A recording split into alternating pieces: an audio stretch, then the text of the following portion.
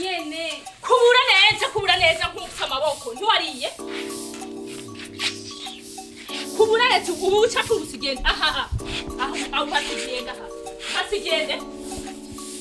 Uko gasare. Wari wasubira iwanyu buriye.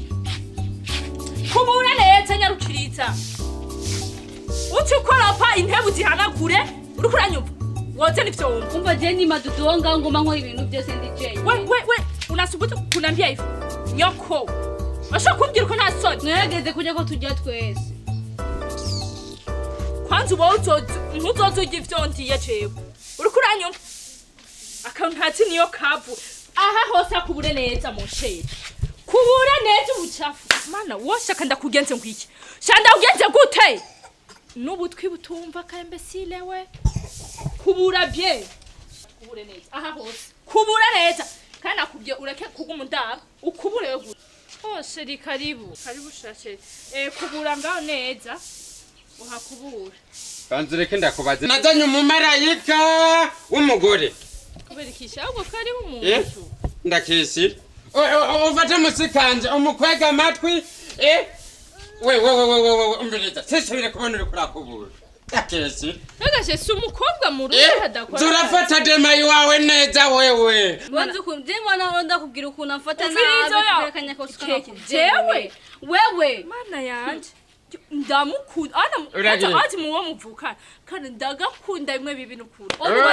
umviriza ubona ukuntu nyine ko aravuga ngo arankunda niko nyenka gushika kujyanye umviriza ndakubwire wa mugorewe niyo mpamvu wirukanye umukozi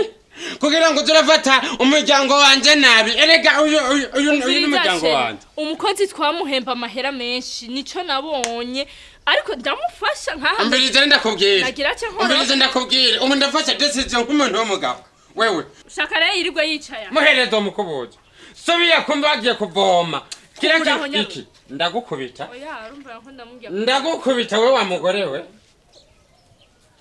Nsubiye kubona ari ikintu umviriza uvuye ku ishuri wituryama uvyutse gutora iki ikaye uriko uravyumva